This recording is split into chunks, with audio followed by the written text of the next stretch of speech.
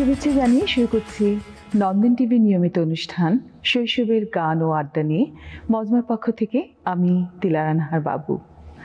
আজ মজমায় অতিথি হয়ে এসেছেন বাংলাদেশ থেকে আগত একজন চমৎকার ব্যক্তিত্ব, একজন চমৎকার কণ্ঠশিল্পী, যিনি বাংলাদেশি স্বাধীনতা উত্তর বিধ্বস্ত সাংস্কৃতিক অঙ্গনে একজন সাংস্কৃতিক কর্মী হিসেবে কাজ করে গেছেন সেই প্রথম থেকেই। সঙ্গীতের প্রতি যার অসীম ভালোবাসা, যার প্রাত্যহিক জীবনে সঙ্গীত অঙ্গাঙ্গিভাবে জড়িয়ে থাকে, চেতনায় এবং মননে একজন সাহসী বিপ্লবী শিল্পী স্বপন দাস। আজ তার গানে গানে আড্ডায় তার জীবন সম্পর্কে আমরা অনেক কিছু জেনে নেব। আমাদের সঙ্গে আছেন সেই শিল্পী স্বপন দাস। কেমন আছেন দাদা? ভালো, আপনি ভালো?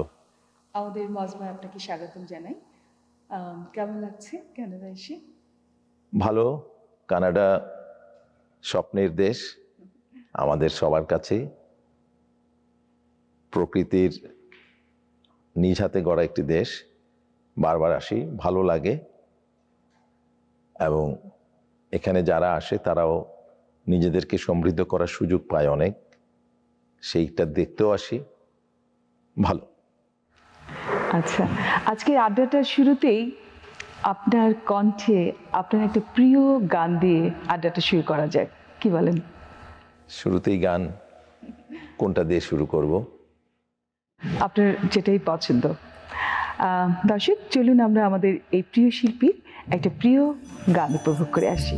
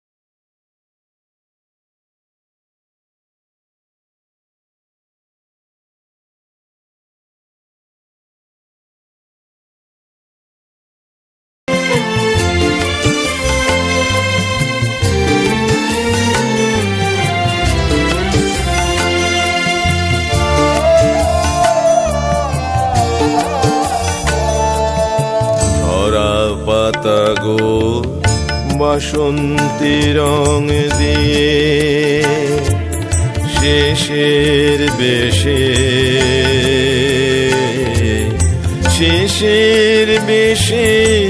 সেজেছ তুমি গিয়ে।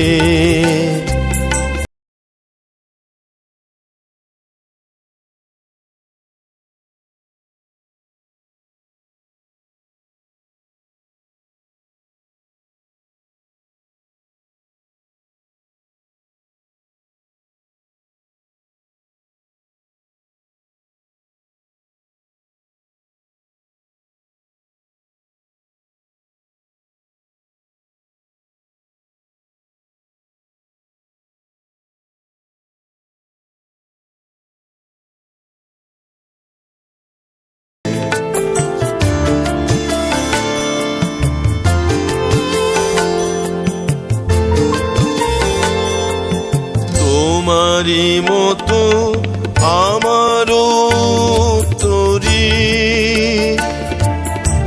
আগুন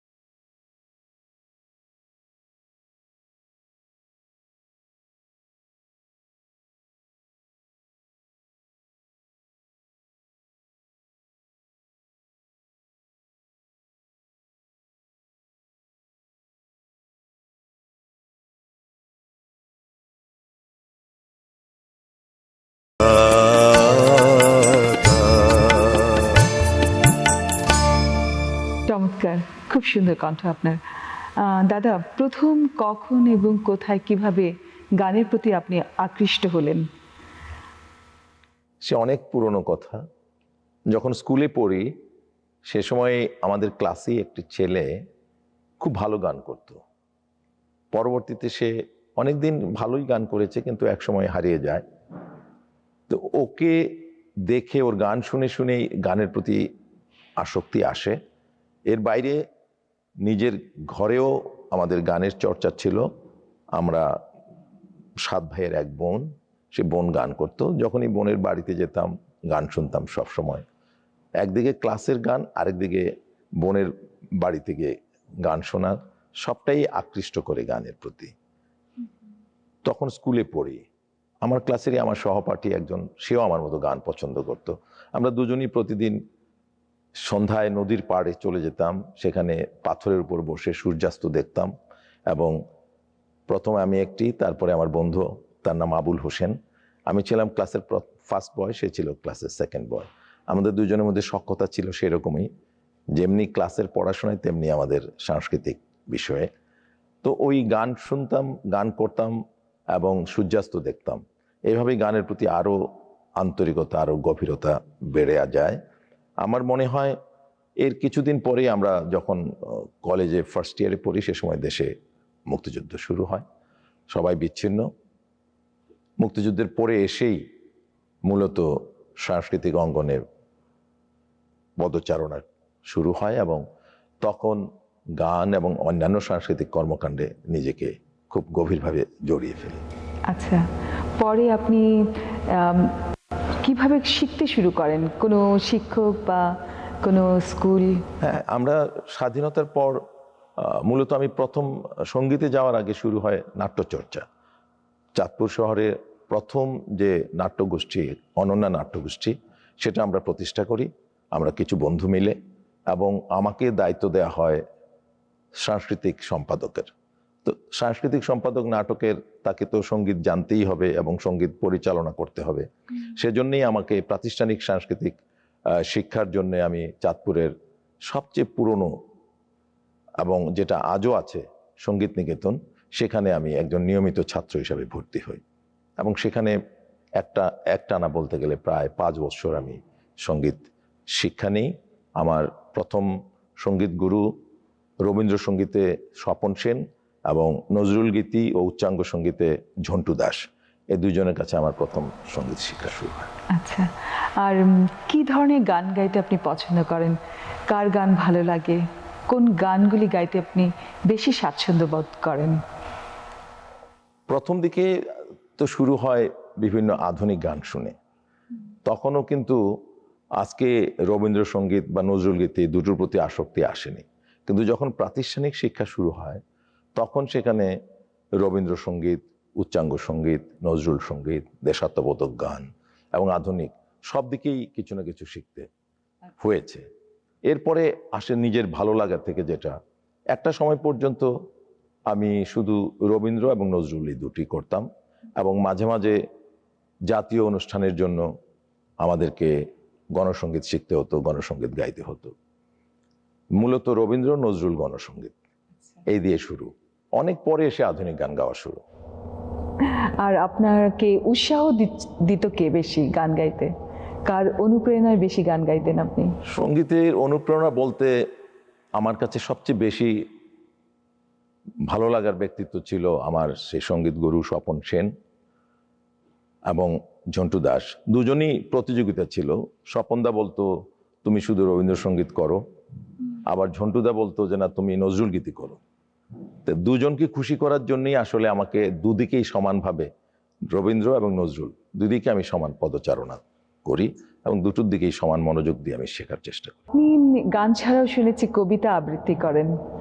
1974 সালে চাঁদপুরে আপনি শুনেছি উদীচী সম্মেলনে আপনি কবিতায় প্রথম এবং নজরুল সঙ্গীতে দ্বিতীয় হয়েছিলেন। কবিতা চর্চা কি এখনো হচ্ছে আপনার? হ্যাঁ, আমি এখনো কবিতা চর্চা করার চেষ্টা করি এবং গত 2 বছর আগে 21শে মেলায় বাংলা একাডেমি থেকে আমরা দুজন মিলে একটি কবিতার বই বের করি। সেই ধারাবাহিকতায় এখনো আমার আরো কিছু কবিতা লেখা হয়েছে এবং এগুলি প্রেসে আছে। একটি কবিতা এবং গল্প।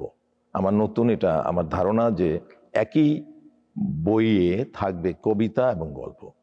আমার বইয়ের নামও হবে গল্প ও কবিতা। যে 3টে কবিতা পড়লো, তারপর একটি গল্প পড়লো, তারপরে আবার 3টে কবিতা পড়লো বা 2টি কবিতা পড়লো, একটি গল্প পড়লো। এভাবে আমি বইটা বিন্যাস করছি। বাহ, আপনার তো অনেক দিকে প্রতিভা। আমরা কি একটা দুইটা কবিতার লাইন শুনবো নাকি নজরুল সঙ্গীত শুনবো আপনার? নজরুল সঙ্গীতই। আচ্ছা, তাহলে আমরা আপনার প্রিয় একটি নজরুল সঙ্গীত শুনে আসি। চলুন দর্শক, আমরা উপভোগ করে আসি আমাদের প্রিয় শিল্পীর একটি নজরুল সঙ্গীত।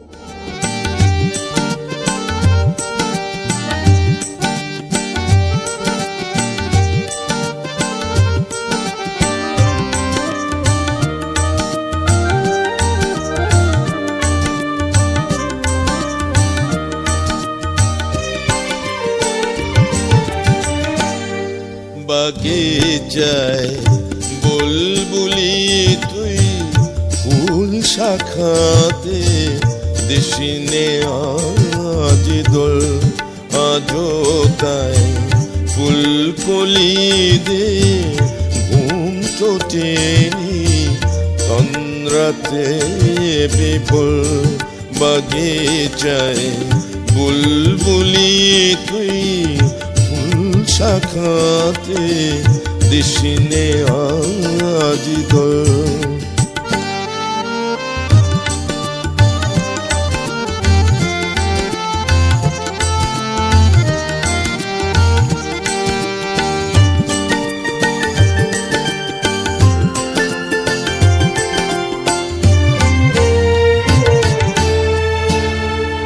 আজো হায় রিক্ত শাখায় উত্তরি বা ঝুরছে নিশিদিন। আজো হায় রিক্ত শাখায় উত্তরি পায় ঝুরছে নিশিদিন। আসেনি দক্ষিণে হাওয়া গজল গাওয়া মৌমাছি বিফল। আসেনি দক্ষিণে হাওয়া গজল গাওয়া মৌমাছি বিফল। বাগিচায় বুলবুলি তুই ফুল শাখাতে দেশিনে আজি দোল।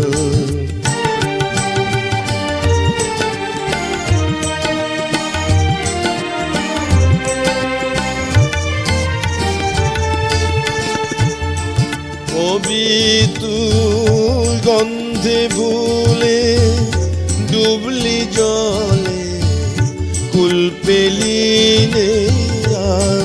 কবি তুই গন্ধে ভুলে ডুবলি জলে কুল পেলি নে আর। ফুলে তোর বুক ভরেছে আজকে জলে ভরবে আঁখি কোল। বাগিচায় বুলবুলি তুই ফুল শাখাতে দেশিনে আজ দোল।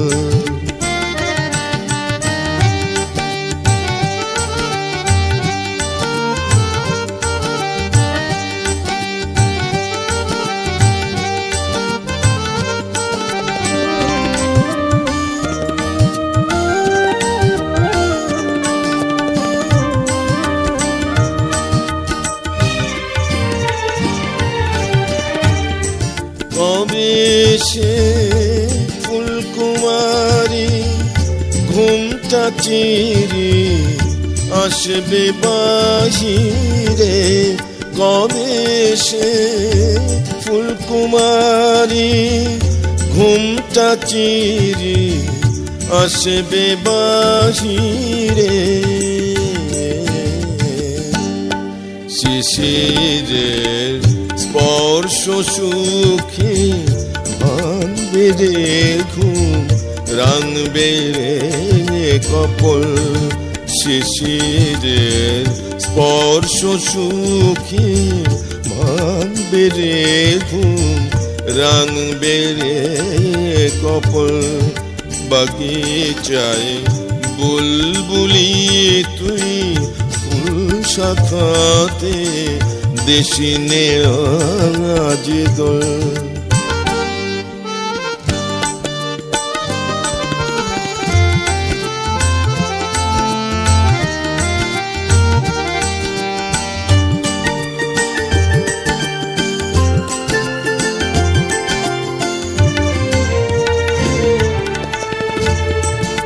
আগুনে মুকুল জাগা, দুকুল ভাঙা, আসবে ফুলের বান।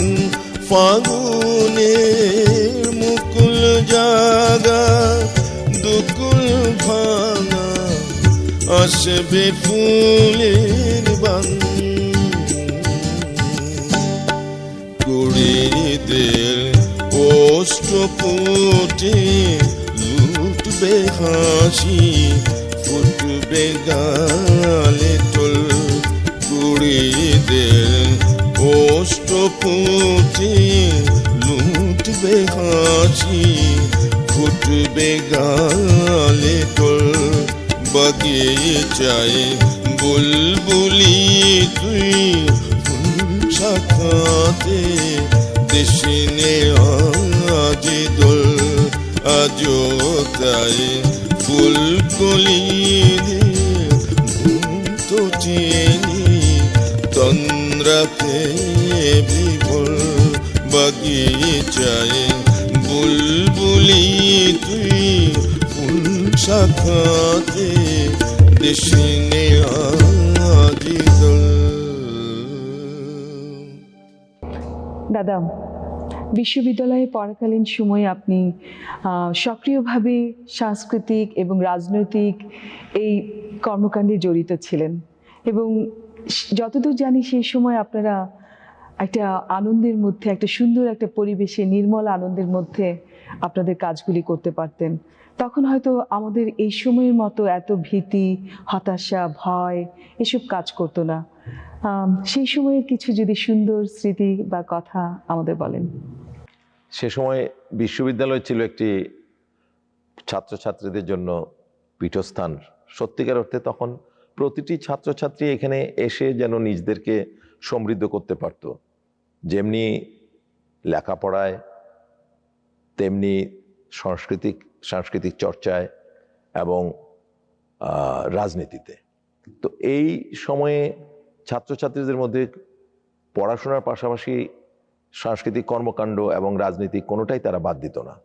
সব কিছুই সমানতালে চলতো, এবং প্রকৃত অর্থে বিশ্ববিদ্যালয় ছিল প্রতিটি মানুষকে তৈরি করার, যাকে বলা হয় মানুষ গড়ার কারিগর বিশ্ববিদ্যালয়। সেই বিশ্ববিদ্যালয় থেকে তারা একটি পূর্ণাঙ্গ মানুষ হয়ে বেরোতো, যার মধ্যে থাকতো শিক্ষা, যার মধ্যে থাকতো সংস্কৃতি, যার মধ্যে থাকতো রাজনীতি। আপনারা যে অনেক রাজনীতি করতেন, যে আপনি বিশেষ করে যে সক্রিয়ভাবে যে রাজনীতি করতেন, সেই সময় রাজনীতি করতে করতে কি এমন কোনো ঘটনা বা এমন কোনো স্মৃতি যা আপনাকে এখনো কষ্ট দেয় বা মনে করিয়ে দেয় আপনার? প্রথমেই বলতে হয় একটি কথা, তৎকালীন বিশ্ববিদ্যালয়ের রাজনৈতিক অবস্থা, বিরোধী দল, সরকারি দল, এর বাইরে ছোট ছোট দল, সবাই যার যার অবস্থান থেকে রাজনীতি করত এবং তাদের মতবাদ প্রচার করার চেষ্টা করত। তাদের মধ্যে তেমন কোনো বড় ধরনের বিরোধ ছিল না। সবাই পাশাপাশি বসে মধুর ক্যান্টিনে রাজনীতি করত, পাশাপাশি তারা মিছিল নিয়ে এগিয়ে যেত। সে সময়টায় আমরা খুবই ছোট্ট রাজনৈতিক দলের সক্রিয় কর্মী ছিলাম, এবং ডাকসুতে ইলেকশন করেছি, মিছিল করেছি, আমাদের প্রচারণা চালিয়েছি, কেউ আমাদেরকে কখনো বাধা দেয়নি। সেই সময়ের রাজনৈতিক দিনগুলি একই সাথে আমি আমাদের যে চাঁদপুর মহকুমা ছাত্র কল্যাণ সমিতি ছিল তার আমি কনভেনার ছিলাম, এবং 11টা হলে আমার কমিটি ছিল। প্রতিটি হলে হলে গিয়ে আমি সেখানে মিটিং করতাম, এবং সেখানে আমাদের দেয়াল পত্রিকা ছাপানো হতো, আমরা আমাদের বিশিষ্ট জনদেরকে সম্বর্ধনা দিতাম, যাই কিছু করতাম। এর মধ্যে ওই দলের প্রত্যেকটা রাজনৈতিক সংগঠনের ছাত্রছাত্রী ছিল, কোথাও কোনো কারোর সাথে বিরোধ ছিল না। এবং এত একটা সুন্দর পরিবেশ ছিল যেটা আজকে আমরা কল্পনাও করতে পারি না। আচ্ছা দাদা, আপনার আরেকটা গান শুনবো, তার আগে আমরা নিয়ে নিই একটা ছোট্ট একটা বিরতি। দর্শক, নিচ্ছি ছোট্ট একটি বিরতি। বিরতির পর আবারও ফিরে আসছি আমাদের প্রিয় শিল্পীর কণ্ঠে আরও কিছু গান এবং আড্ডা শুনবার জন্য। কোথাও যাবেন না, সঙ্গে থাকুন।